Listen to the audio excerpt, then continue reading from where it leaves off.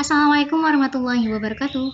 Perkenalkan, saya Lutfi Smita dari jurusan Sistem Informasi semester 7 dengan NPM 1857201103. Nah, kami dari perwakilan kelompok 9 yang berjumlah 2 orang dan rekan saya yang bernama Kiki Yulianti dengan NPM 1857201102.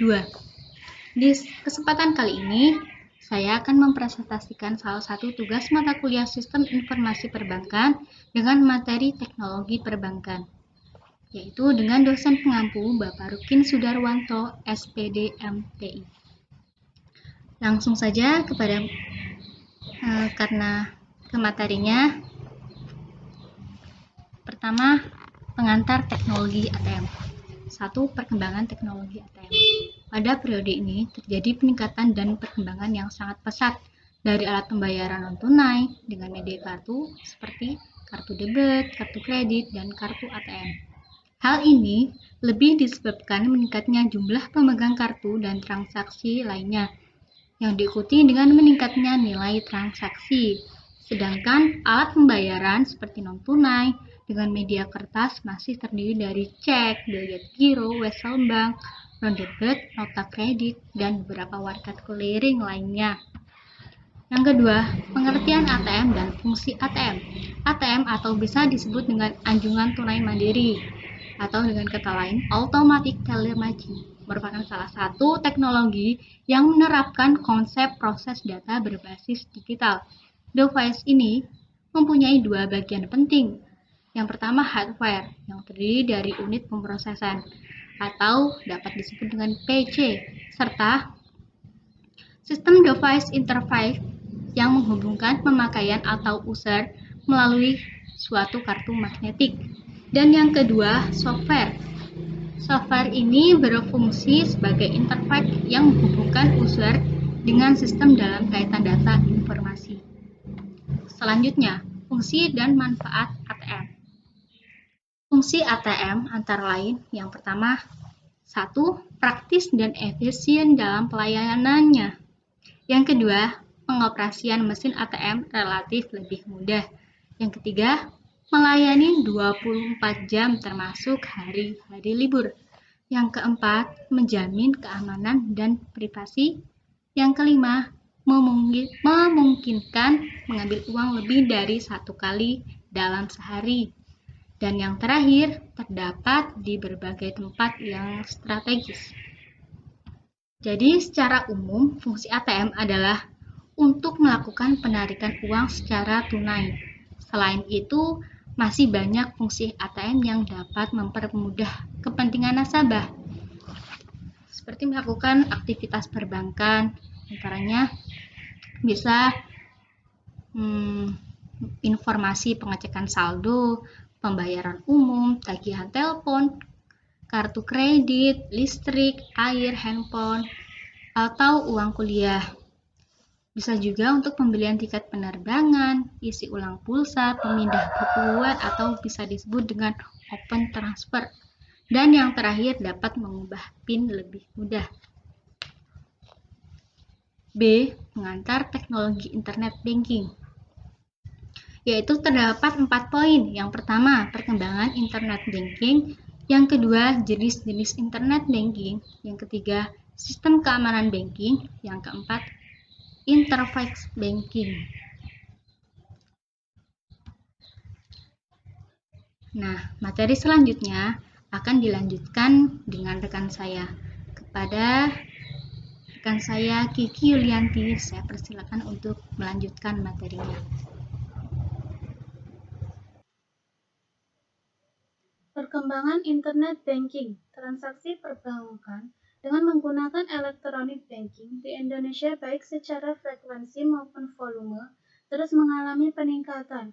Untuk tahun 2014 saja, volume e-banking sudah mencapai 6.447 triliun atau naik 17,32% dibandingkan tahun sebelumnya.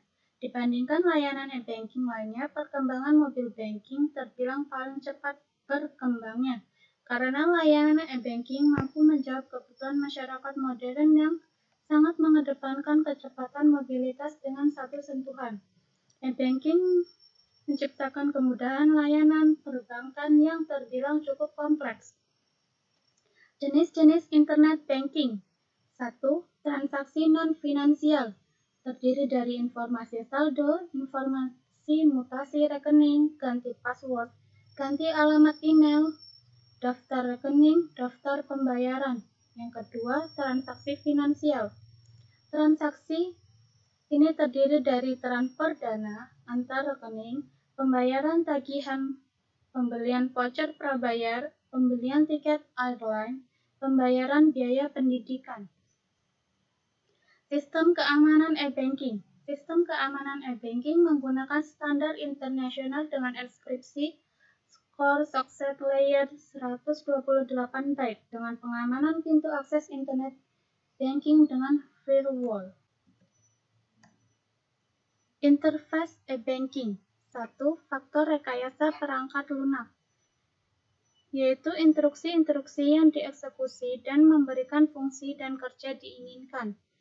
Kedua, faktor linguistik komputasional, yaitu peran bahasa yang digunakan sebagai antarmuka agar user lebih mudah menggunakan sistem ini dan tidak terjadi kesalahpahaman dalam menggunakannya.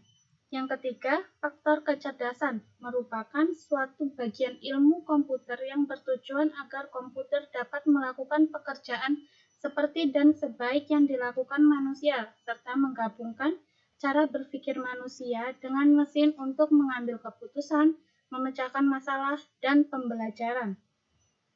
Yang ketiga, faktor psikologi. Faktor ini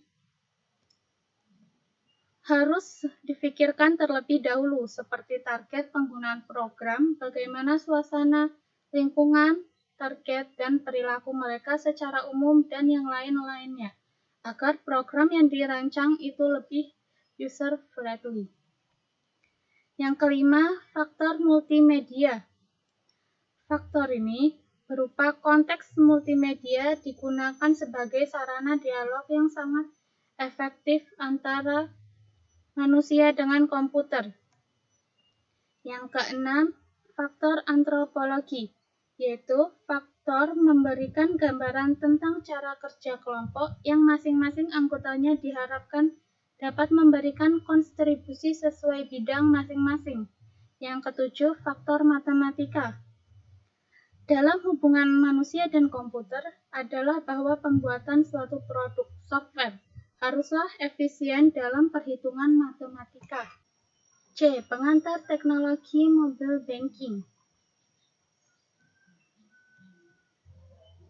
Perkembangan teknologi mobile banking, yaitu mobile banking berpeluang menjadi channel utama. Hal tersebut diperkuat dengan prediksi pertumbuhan pelanggan yang mengalami akselerasi cepat pada tahun 2013 dan 2014 yang akan datang. Penggunaan smartphone juga akan berpengaruh pada perkembangan mobile banking. Indonesia sebagai negara dengan angka penjualan smartphone tertinggi di Asia Tenggara menjadi pasar mobile banking yang menjanjikan. Pengertian mobile banking yaitu layanan perbankan yang dapat diakses langsung melalui telepon seluler atau Global from Mobile Communication dengan menggunakan SMS. Jenis transaksi pada mobile banking antara lain yaitu transfer dana, informasi saldo, mutasi rekening, informasi nilai tukar, pembayaran kartu kredit, PLN, telepon, listrik, dan asuransi, dan pembelian pulsa isi ulang serta saham. Fungsi mobile banking adalah memungkinkan nasabah melakukan pengecekan saldo dan riwayat transaksi perbankan. Cara kerjanya itu sama dengan transaksi pada umumnya. Perbedaannya adalah transaksi lewat mobile banking dapat dilakukan melalui smartphone. Dalam mobile banking, terdapat kelebihan dan kekurangannya. Kelebihannya yaitu mudah diakses kapanpun dan dimanapun. Jangkauan koneksi lebih luas, dilengkapi dengan fitur yang sederhana dan mudah dimengerti semua kalangan. Biaya yang dikenakan umumnya lebih rendah dibandingkan internet banking. Aman dan dapat meminimalkan resiko penipuan. Kekurangannya yaitu rentan mengalami penipuan, semising dibutuhkan smartphone canggih untuk mengaksesnya, beresiko terhadap pencurian data, dan akan dikenakan biaya SMS untuk mendaftarkan nomor rekening baru untuk transfer.